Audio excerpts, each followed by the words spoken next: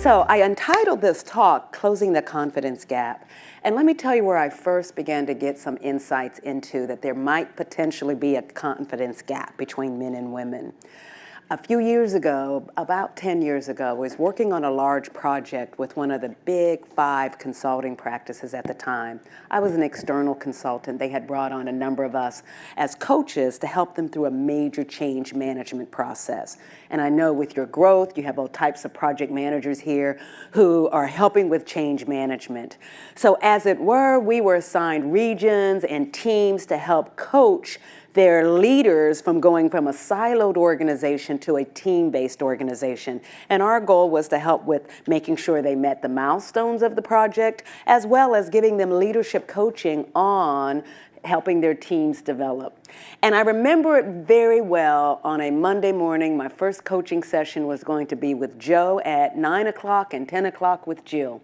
And we had just had this major launch of the project the week before, and we had given them a week to get through the first milestone, and it was pretty much forming their teams. They were supposed to do the selection process, get their teams formed, and then we were going to go through role clarification and a number of other activities.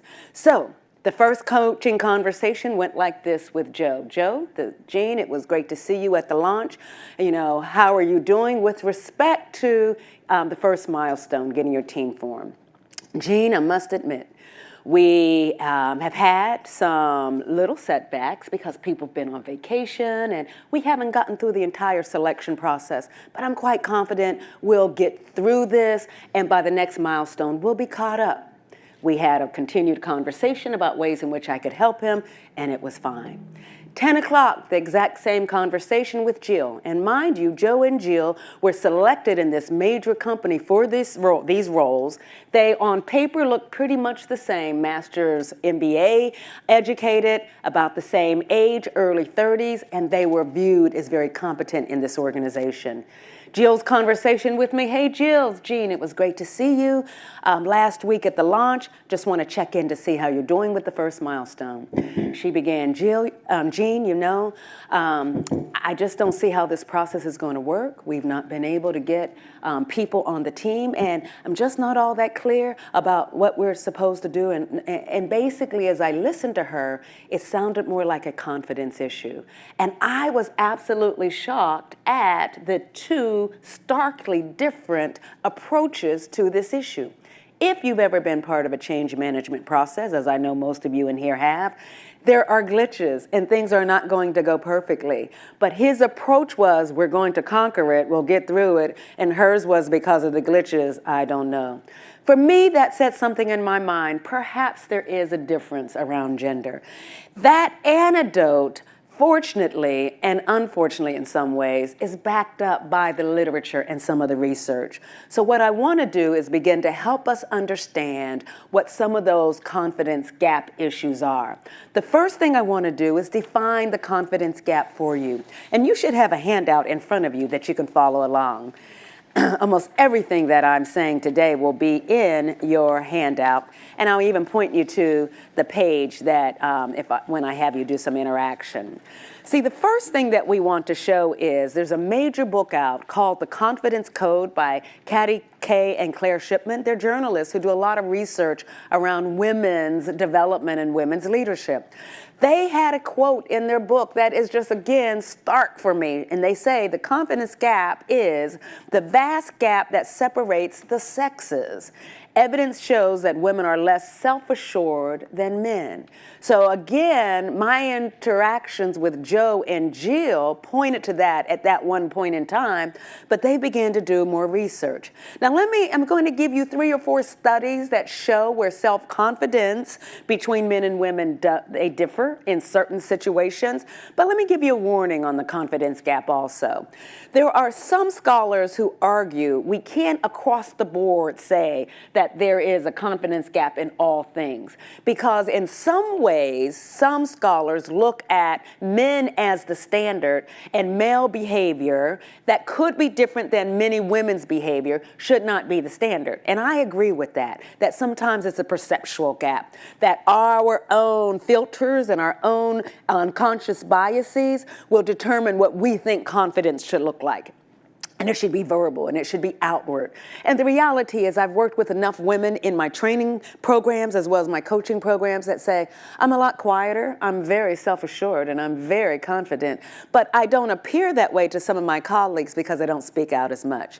So there's a second gap that I actually talk about, and it's less about the gap between the sexes, though I am going to give you some data on that. For me, it's the gap between where you are currently in your own self-assurance and the gap of where you could be. And that's an internal thing that you can control, and you don't have to compare yourself to another person, all right? So that is where I'd like to go with this. As we look at the next slide, the key, whether you look at the traditional confidence gap between the sexes or your own internal confidence gap, the reality is success is correlated with confidence. That it's as much about confidence as it is competence. Because if you're competent but cannot confidently demonstrate that, many people will not know how confident or how competent you actually are. So I'm a firm believer that these are areas in which it's very important for us in our work. Now let me give you a few examples. You have this in your handout. First of all, confidence counts at work in a number of areas. Going for new opportunities, I'm going to give you some data in a moment about some of the gaps between people who feel they're prepared to go to the next opportunity or for a promotion or for a new job, that our lack of self-confidence can keep us from moving forward. Or speaking up in meetings. I had the great opportunity to do some work with a group in New York. They'd asked me very similarly to you to come and speak to their women's group. And in this time occasion, they'd invited their CEO and his direct reports to join them. And so in that particular session, one woman raised her hand and said, you know, when I'm interrupted in a meeting, it shuts me down. I lose my voice because I go internal to myself and begin to wonder, what did I say? What did I say wrong? And I lose focus on really what that person is saying, and I don't have a comeback. Literally at the end of the session, one of the senior vice presidents of that financial firm came to talk to the woman and myself and said, that was a great aha for me. I never imagined that an interruption could shut someone down and actually help them not only lose their voice, but lose their confidence. He said, in my world and how I'm shaped, if someone interrupts me, I'm inside figuring out how I can interrupt them back and go at it. I'm not saying there's not some women like that, and I'm not saying there's not some men who are like the woman who spoke, but it was the aha that he had to actually hear another perspective, that if there's a lot of interruptions in a meeting and they're not well facilitated, it can cause some people not to feel confident to speak up. Thirdly, negotiating. I'm going to give you a study that looks at negotiating and how there's a gap between the willingness to negotiate and this implicit rule that says if this is what's put on the table, whether it's for salary negotiation, job negotiation, or any other project, if the rule is this, I've got to stick with it. And there's been no explicit rule, so there's this understanding that perhaps I can't challenge it. Building your brand. The reality is if you want to have success in your career at some stage of your career, you've got to be clear about people need to understand what quality is for you and who you are. But some people will be reticent to stand up, speak up, and let others know. One of my colleagues in a London office that I've worked with for years, she tells the story that she was a great HR manager. She was a great HR person who was competent. She kept her nose to the grind. She did her work, and she expected others to recognize her great work. And it wasn't until she came to a course that we run around influence and impact, and we talked about social power. We talked about navigating the social world and helping others to recognize your strengths and recognize your work. And she said before she always expected others to recognize what she did, but she did have these aspirations for promotions and wondered why she never got them. And lo and behold, after learning more about social power, building her network and her support system, and understanding that was as important to her work as anything else, she said within 6 months of going to that particular class, she got the promotion that she wanted. I teased my workshop yesterday and said, I make no guarantees about promotions as a result of this little talk also. But it's something for you to think about. For her, it was she had to get up out of her seat and socialize her work for the world that she was in, and before she didn't have the confidence or the understanding to do it. Fourthly, building your network. We talked about briefly with her. Building your network takes confidence, and defending your own ideas. I had a colleague, a male colleague, who talked about in one of his meetings, there were a few of them pressing on an issue, and one particular woman was asked about an issue, and she answered the question, and someone challenged her and said, "No, I don't agree with that." And she backed down. I'm not suggesting this doesn't often happen. What he would like to have seen was a little more of her being able to stand on her point of view. That if you've done the analysis, you have the data, stand on your point of view. It's not to be so reticent that you can't change when there's new data, but the idea of someone challenges you and you shut down immediately, that was a little problematic. So let me just real quickly review some of the studies that show where the areas, and they continue to see a gender confidence gap. You don't have these, you can take some notes on them, and the group has the slides, so they're more than welcome to share them with you. So first of all, with the Institute of Leadership and Management, they did a survey, a series of research surveys that looked at reports of self-doubt concerning job performance and career. So at any time, men and women both will have doubts about performance and career. 50% of women, though, continually in their research showed this self-doubt against 33% of men. And the research shows with this group that even if men have the self-doubts, they very rarely let it stop them from moving forward. There's a book out that I cite at the very end called The Confidence Myth, and that is her premise, whether you're male or female. She says it's not as if in life you won't have some type of fear, inhibition, even self-doubt, but you've got to be able to courageously move past that and move forward in spite of the knees shaking and a little nervousness, but being able to move forward. So that 33% is a gap that we want to, again, not just try to compare men and women. If you're part of the 50%, I want you to begin to do a self-assessment about how you can move towards another level of your own self-confidence. The next one is a study that was interesting to me. It was about salary negotiations. There's a classic book out called Women Don't Ask by Linda Babcock. And it was one of the first studies that looked at academic women and salary negotiations. What she has continued to find in her research is that men are 4 times as likely to initiate a salary negotiation. And when women do initiate it, we tend to lowball it by 30%. It's the sense of not having a good benchmark internally, perhaps. And that was just a fascinating study to me, that there'd be that big of a gap. And to give you some sense of just kind of our internal, what may keep us from highballing or even being in the range, let's go to the next slide. There was a research, and it's reported in Katty Kay and Claire Shipman's article in The Atlantic on the confidence gap. You can get their book. I've put all of this in the bibliography for you. But just to give you a sense of, it wasn't just about salary negotiation. It's about our inability, not all women, but many of our inability to really adequately guess or feel confident about where we are. So they did a study on scientific reasoning, and all of us who have kind of technical degrees can appreciate this, that they first of all asked men and women in these series of studies, just rate yourself. How strong do you think you are on scientific reasoning? On a 10-point scale, women on average rated themselves at a 6.5. Men rated themselves at a 7.6. Again, there's a gap there. And they then had the men and the women take the test around scientific reasoning, and the self-report post-test, women would say, oh, I probably only did about a 5.8, and the men did 7.1. Now, before I tell you what the actual, well, you'll see the actual results. When they actually went to see the actual results, men did a 7.9 and women a 7.5. There's not a statistical difference there.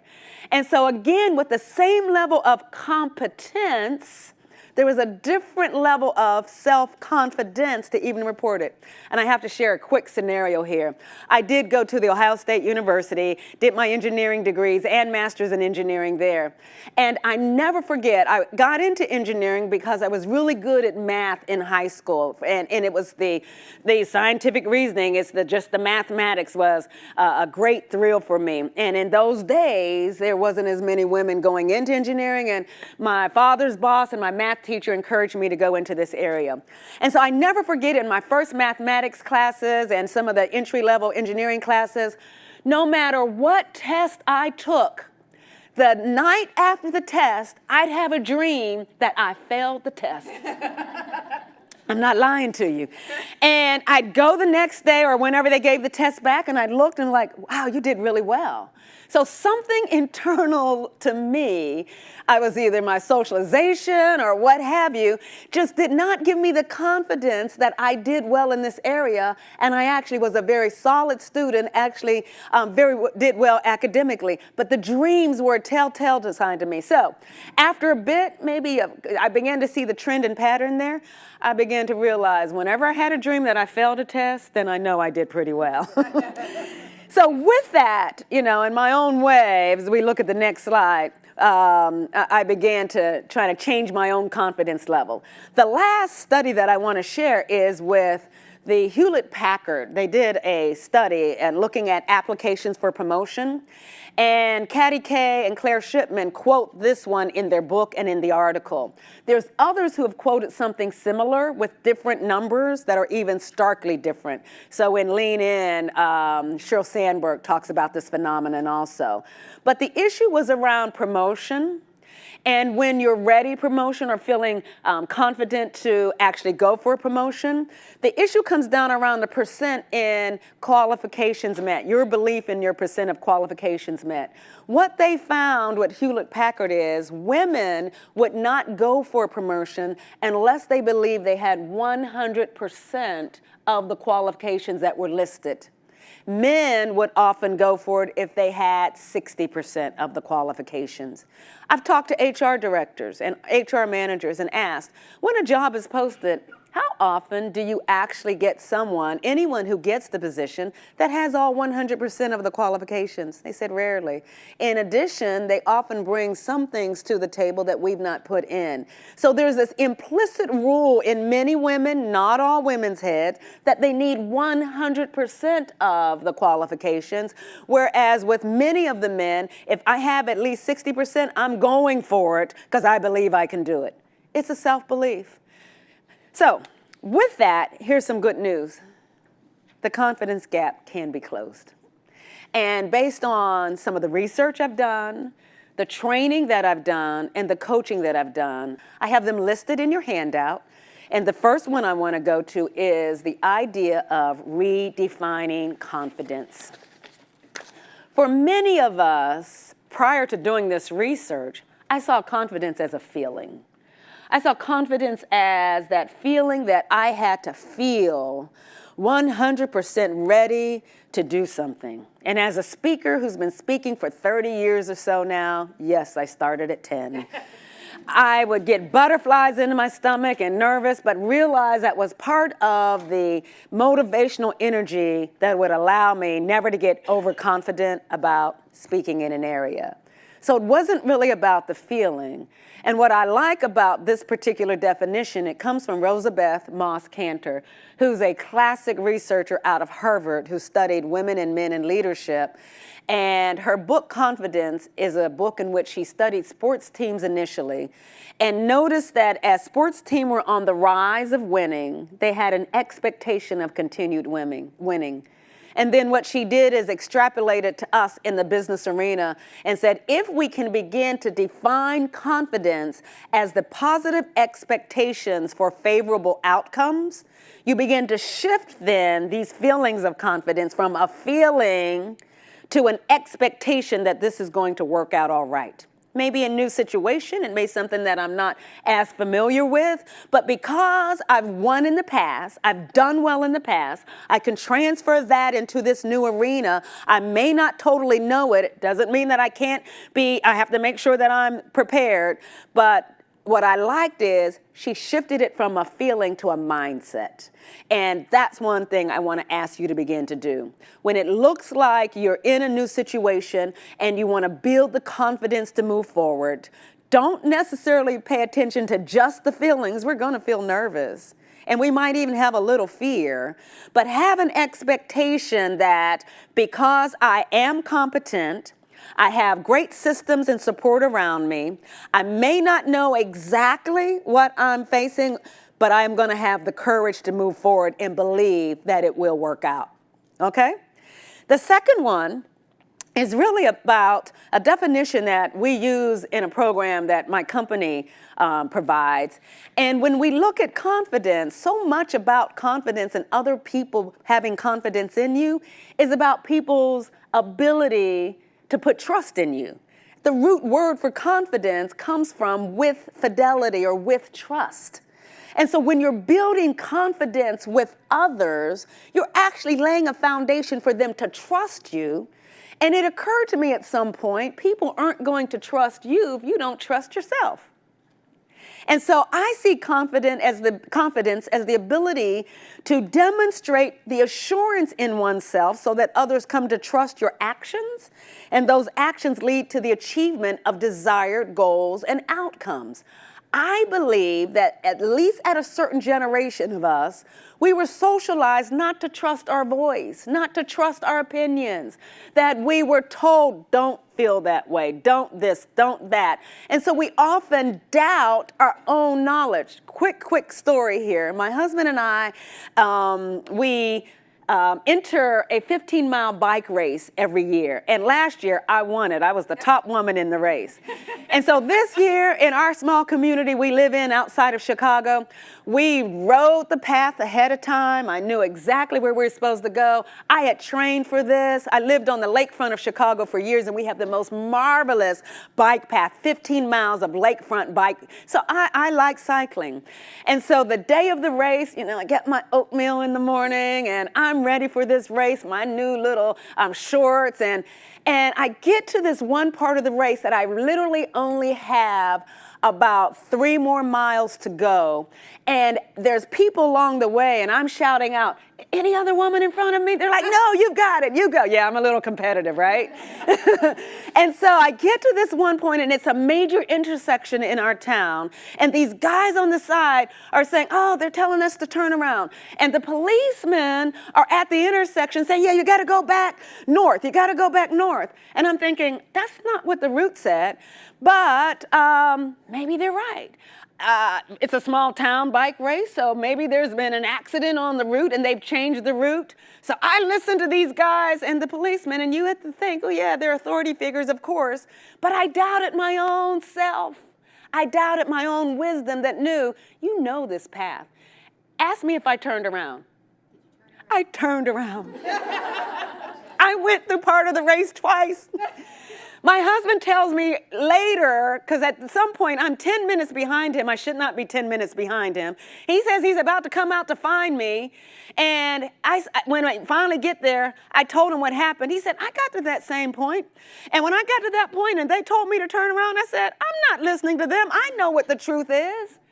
And again, I do this work. I train you. But at that moment, at that intersection, I doubted my own wisdom. And I turned around. I want you to remember that story, that next time you doubt yourself, and at least go back and rethink and do another analysis or what have you, but give yourself the benefit of the doubt to build more trust in yourself. Fair enough? Okay, let's go to the next one. Let's go to the next slide and look at, I believe what I found is a little tool that I've helped women that I'm coaching.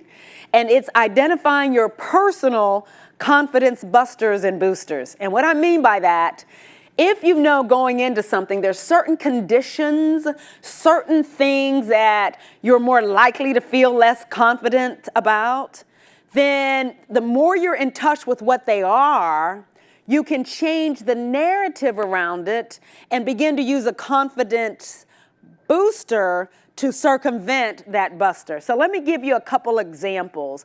I put them in the categories of personal things that happen either to us, our self-talk, things that are about what we can do, again, your choices that you can make. I'll give you 3 examples of busters and boosters. And then interpersonal, because we work with people on our teams, people in our meetings. There's some conditions that people are more likely to burst some of our confidence, and we've got to figure out a way then to not let that affect us. So the first one is, according to Katty Kay and Claire Shipman, overthinking is a major buster of confidence for many women. Again, not all. But we have a pattern because, as the young lady said in the back, we don't want to fail. We don't want to mess up. So we overthink an issue. We get analysis paralysis. We continue to work on something. We overthink it, and we're trying to get it perfected. But the research shows that the longer you delay in acting and the longer you think about it and mull over it, the less confident and less assured you feel to move forward. You've actually gotten yourself stuck, right? And so the confidence booster is, if you have that tendency or propensity, the confidence booster is decisive action. There's the work that suggests the moment you make a decision, then you have this tendency to move forward. It boosts your confidence that, well, I'm out here now. I might as well make this work, right? And that's a simple one, but it is one that we have found to be gendered. Secondly, negative self-talk. The messages we send ourselves about, I'm not good enough, I can't do this. In one of my sessions one time, a particular woman was about to go into that litany of things that she didn't do well, because we were talking about supporting yourself, being confident. She said, I'm just not good at. And a colleague had come to the workshop with her, and literally the colleague patted her on the back and said, oh, stop, Michelle. You're so good at. And she went down the list of things that Michelle was good at.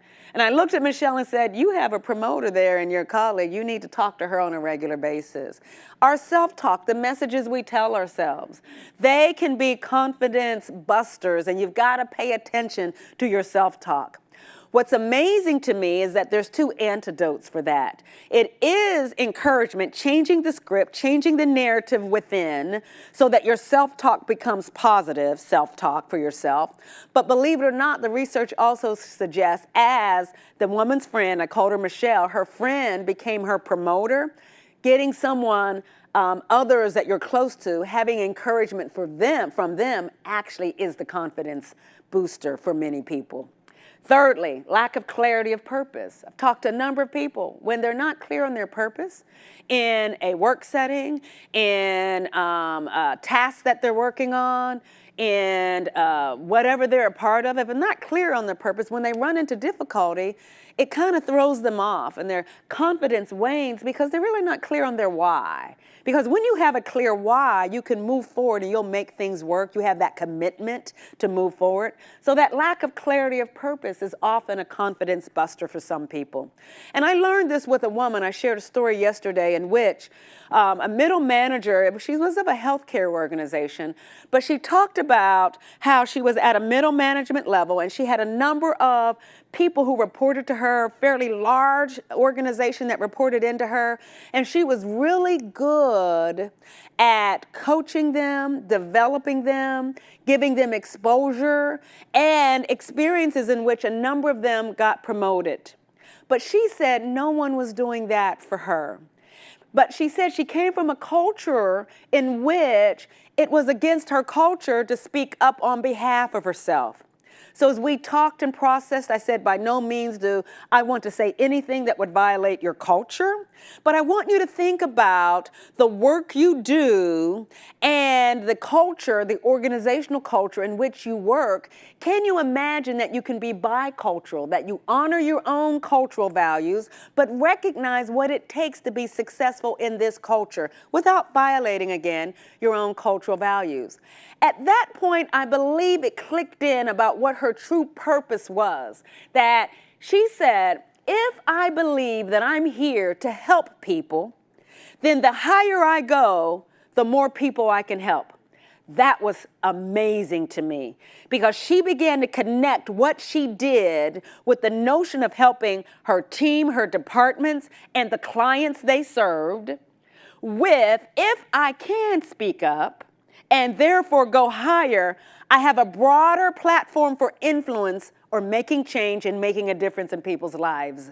For her, that was a reframing of her purpose, and it was able to move her out of that stuckness and lack of confidence. The next one, let's look at some interpersonal examples. These come up with people you talk to, people in meetings. And have you ever been in a meeting that no matter what idea comes out, there is somebody that's going to ding that idea? This can't work. We've tried that before. That doesn't make sense. Or they demote the idea instead of promote the idea. You know those people, right? That can be a confidence buster for some. I gave you an example of the woman at the financial institution who, for her, it was being interrupted, but it could work the same way. That when an idea is dinged or you are demoted by these folks, that can serve as a confidence buster. So what I always coach to is you've got to find your own promoters, as Joyce in the previous example had her colleague. Find some confidant, some person that you work with that can help promote your ideas and help even amplify them. As a matter of fact, there's an article about women in the White House in the previous administration, and typically all White House administrations are predominantly male, and the women who were there felt their voices weren't heard as much or as clearly. And so they got together and they developed a technique called amplification, so that if in a meeting, Cynthia, what's your name? Christina, I saw the C. Christina would make a comment that was especially germane to the issues at hand. Rebecca would amplify it and say, before we move on, I just want to reinforce what Christina has just said. They got this packed together because when you work in an organization and you're the minority voice, and that could be whether it's gender, race, et cetera, that your voice can be overtalked. And that was their way of promoting one another, and the technique is called amplification. It worked for that situation, or if there's interruptions. You've been in meetings in which you say something and somebody kind of interrupts you, and some people will get the floor back on their own, but another technique would be for a person who's the facilitator or leader to say, wait, I need to hear what Christina just said. You hold your thought. And then the final one is that old popular plop. Have you ever been in a meeting in which you put an idea on the table and it just plops like a lead balloon? And then 5 minutes later, someone else says the same thing or close to the same thing, and it's like the best thing since sliced bread. We've been there, right? So that amplification technique would be, even if you can obviously speak up on behalf of yourself, but for another person to say, wait a minute, I thought I heard something very similar from Rebecca a few minutes ago. Let's see how we can synergize those ideas. So we become each other's promoter. And then the last one is hyper-competitive behaviors on the team.